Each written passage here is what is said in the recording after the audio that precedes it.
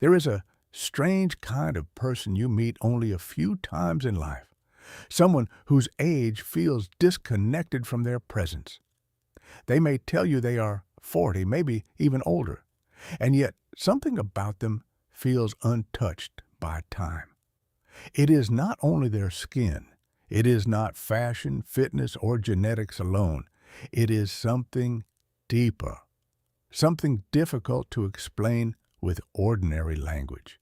Maybe you know someone like this, or maybe people keep saying it about you. They look at you for a second longer than normal and ask, "Wait, how old are you again?" And usually you laugh it off. You blame good lighting, sleep, water, or luck. But somewhere inside, you sense there may be another reason. Carl Jung believed human beings do not age only through the body. We age psychologically, emotionally, spiritually. Some people carry the weight of life in a way that slowly hardens them from the inside out. Others go through pain and somehow remain open to existence. That openness changes everything. It changes the eyes, the voice, the nervous system, even the energy people feel when they stand near you. So, tonight, we are going deeper than appearance. This is not about skincare routines or anti-aging advice. This is about the invisible psychological patterns that make certain people seem younger than their actual years. And as we move through these 5 reasons, I want you to ask yourself something honestly. Which part of you has stayed alive while the world was trying to shut it down? The first reason is simple, but most people never realize how powerful it is. You did not let suffering turn you cold. Life changes people. Everyone knows that. But there are 2 very different ways people respond to pain. Some become wiser. Others become emotionally rigid. You can see it happen slowly over time. Their face tightens. Their reactions become sharper. They stop trusting easily. They stop laughing freely. Everything becomes guarded.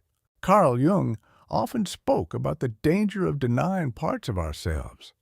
When emotional pain is never processed, it sinks into the unconscious and hardens there. The person may still function normally on the outside, but internally they become heavy. Their spirit contracts.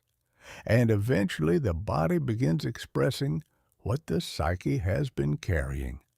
But you did something different. You were hurt too. You were disappointed, maybe betrayed, maybe abandoned, maybe forced to rebuild yourself in silence. Yet somehow you did not completely close. There is still warmth in you. You still notice beauty in ordinary moments. You still laugh at things that are genuinely funny. You still allow yourself to care. That matters more than most people understand. Bitterness ages people faster than time does. A person can be 28 and already exhausted by life because emotionally they stopped moving years ago. And another person can be 50 and still carry a lightness that makes them feel alive. That difference is psychological flexibility. Jung believed the psyche must remain in motion. When people cling too tightly to old wounds, the personality becomes frozen around pain. But when someone continues engaging with life despite suffering, the psyche stays fluid. That fluidity keeps a person emotionally young, and people notice it immediately. They feel it in your presence, in the softness of your eyes, in the way you react without constant defensiveness. You do not feel emotionally locked, you feel alive, and life recognizes itself. The second reason you may look younger than your age is that you learned how to protect your inner peace. Most stress is invisible. That is what makes it dangerous. There are people whose minds never stop moving.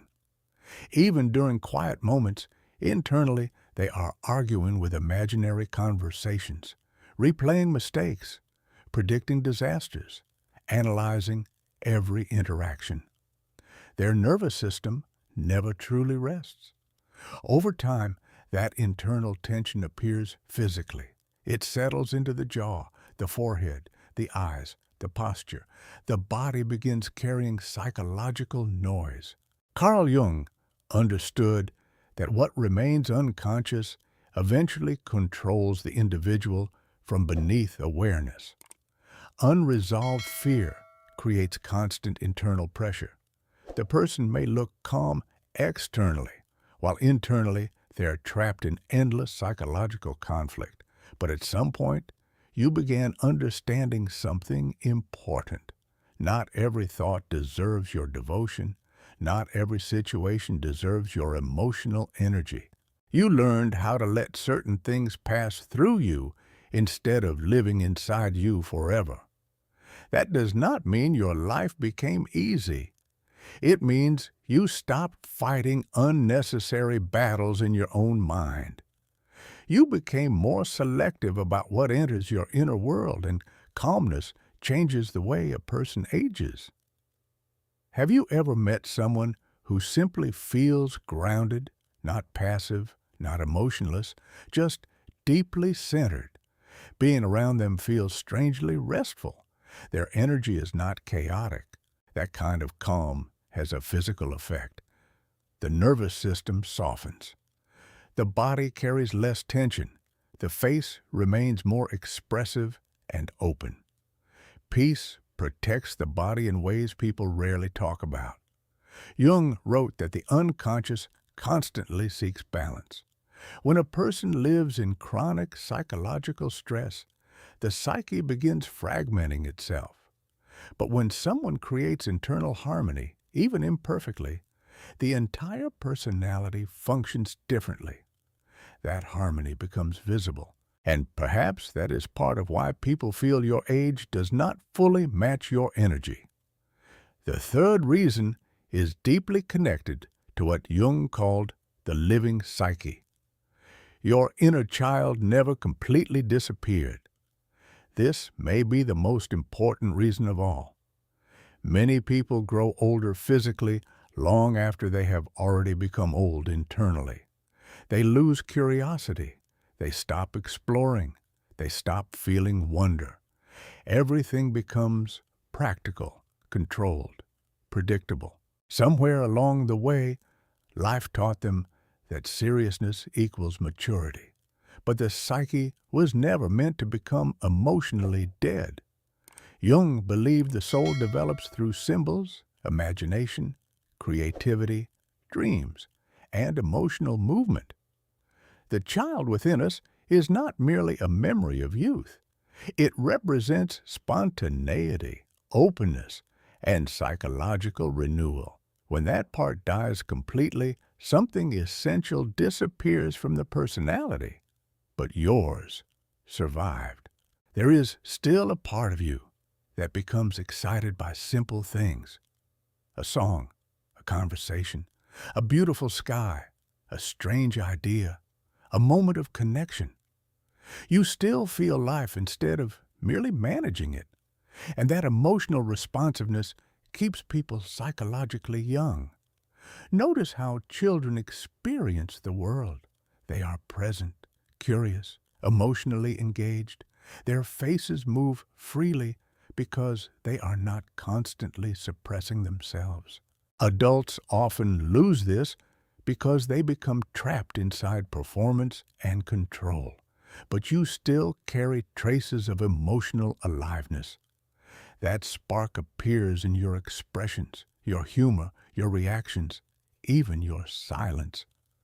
People may not consciously understand why you feel younger than your age, but unconsciously they are sensing that part of you still connected to wonder.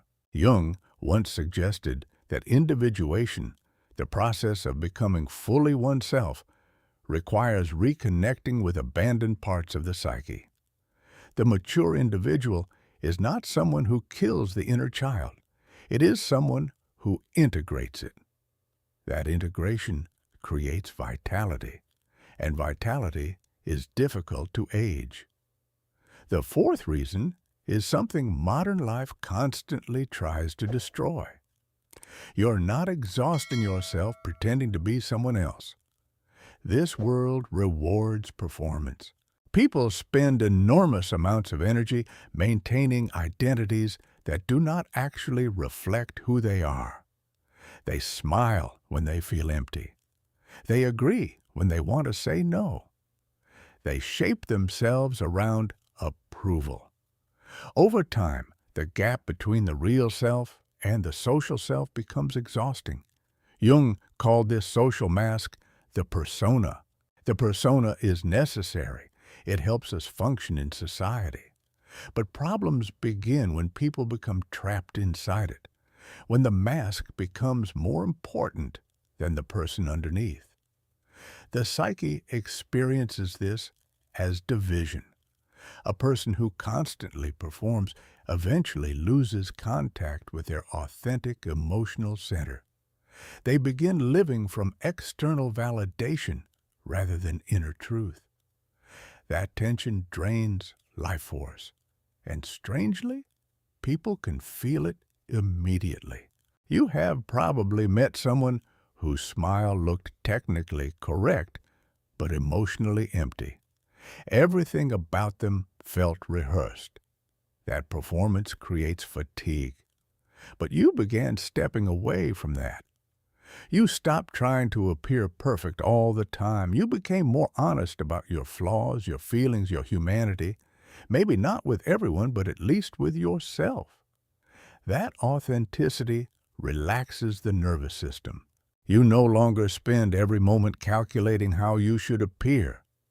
You're not carrying the psychological burden of constant self-construction, and because of that, your energy remains lighter. People experience authenticity almost physically. It feels safe, relaxed, human. Jung believed individuation requires confronting the difference between who we truly are and who we pretend to be. The closer a person moves toward authenticity, the more unified the psyche becomes. And a unified psyche carries less internal strain. That lack of strain often appears as youthfulness, not childishness, wholeness. The fifth reason goes deeper than appearance entirely. You are still evolving. Some people stop psychologically growing long before their life is over. They decide they already know who they are. Their beliefs harden. Their routines become mechanical. Their inner world stops expanding. When that happens, vitality slowly disappears. Jung believed human beings are meant to continuously unfold throughout life. He called this process individuation, not becoming perfect, but becoming more conscious. A person who is still growing carries a completely different energy from someone who has emotionally stopped. Growth creates movement, and movement creates life. You're still questioning things, still learning, still reflecting, still becoming someone new, maybe quietly, maybe privately. But internally, you're not finished. And that matters more than you think. There is something deeply youthful about someone who still possesses psychological openness. Someone who can admit they are changing. Someone willing to outgrow old identities.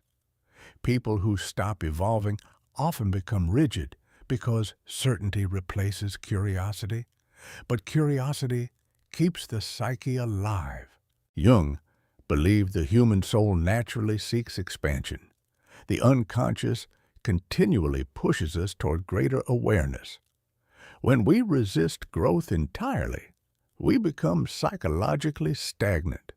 But you kept moving, even after disappointment, even after confusion, even after periods where life forced you inward. That inner movement still exists inside you. And perhaps that is what people are sensing when they tell you that you seem younger than your age. Because youthfulness is not only biological. Sometimes it is energetic. Sometimes it is psychological. Sometimes it is the visible effect of a soul that never completely abandoned itself. Now, there is another layer to all of this that Carl Jung would probably say matters most.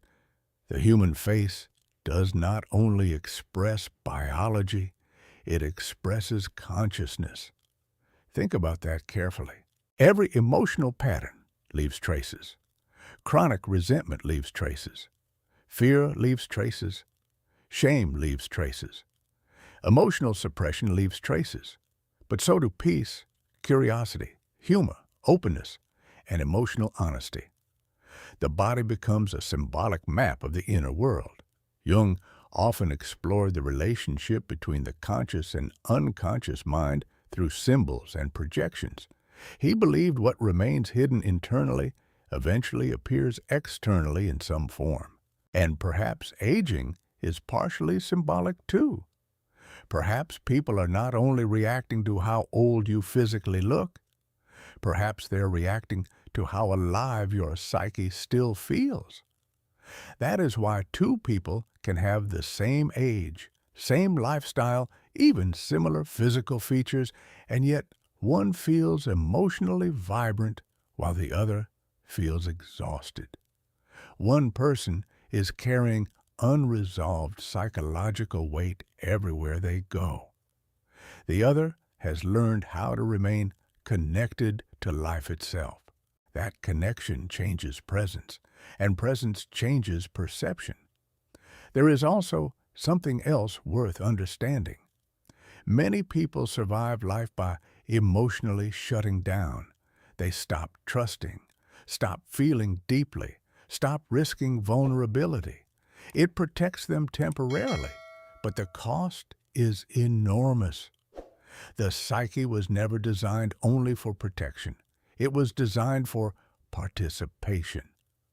You continued participating, maybe more carefully than before, maybe with stronger boundaries. But you did not completely disappear inside emotional armor, and that choice preserved something essential. Jung believed the confrontation with suffering can either expand consciousness or imprison it. Pain itself is not what transforms people into rigid versions of themselves. Refusing to consciously process pain is what creates rigidity. You processed more than you realize. Every moment you chose understanding instead of bitterness.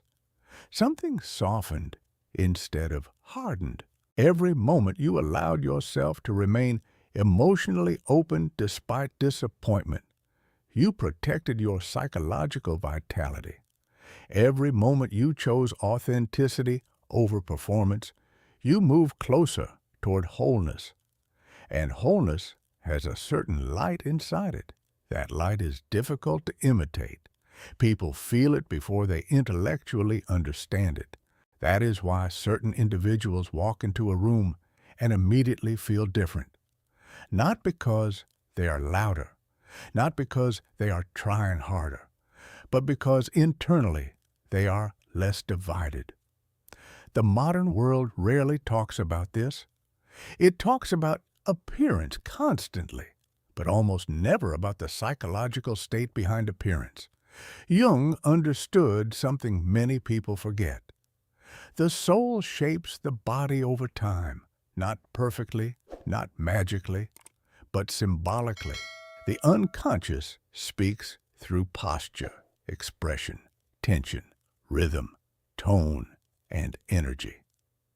A peaceful psyche moves differently from a fragmented one. That difference becomes visible across years. And maybe that is why people keep sensing something youthful in you. Not because your life was easier, but because despite everything, some essential part of you remained connected to aliveness. Now, listen carefully, because this next part matters. You should not confuse youthfulness with avoiding reality. Some people appear carefree because they avoid emotional depth entirely. That is not what we're talking about. Real psychological youthfulness comes from integration. It comes from facing life honestly without allowing pain to destroy your humanity. Jung believed true maturity means holding opposites together, strength and softness, wisdom and wonder, boundaries and openness. The people who age most beautifully are often those who learned how to contain contradiction without collapsing into cynicism. They become deeper without becoming colder. That balance creates extraordinary presence, and perhaps you're developing that now. Maybe that is the real transformation happening inside you, not becoming younger, becoming more whole.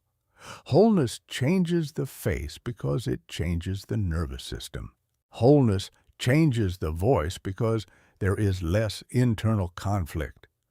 Wholeness changes the eyes because the person is no longer hiding from themselves as intensely. And when someone becomes psychologically whole, people unconsciously experience them as more alive. That aliveness is what many mistake for youth. So the next time someone tells you that you seem younger than your age, pause before dismissing it. Maybe they are noticing something deeper than appearance. Maybe they are sensing that your spirit never completely surrendered to bitterness. Maybe they are sensing the calmness you fought hard to build. Maybe they are sensing the curiosity that still lives inside you. Maybe they are sensing your authenticity. Maybe they are sensing your ongoing transformation. Or maybe they are sensing something Jung understood long ago. The human being who remains connected to the soul ages differently, not perfectly, not magically, but differently. Because there is a kind of vitality the world cannot manufacture. It can only be protected, and somehow, through everything life placed in front of you, you protected it. That may be the real reason time seems unable to fully reach you. And perhaps the deeper truth is this: you are not younger because you escaped suffering. You're younger because suffering did not convince you to abandon yourself. That changes a person from the inside out. Carl Jung once wrote that the privilege of a lifetime is becoming who you truly are. Most people hear that and think it sounds inspiring, but psychologically, it is terrifying. Because becoming yourself requires confronting everything false inside you. Every mask, every fear, every role you performed just to survive. Many people never fully do it. They remain divided between who they are and who they think they should be. That division consumes enormous energy. But when a person slowly begins reconciling those fragmented parts, life force returns. You can see it, not only in their appearance, in their presence. And perhaps that is where your youthfulness truly comes from.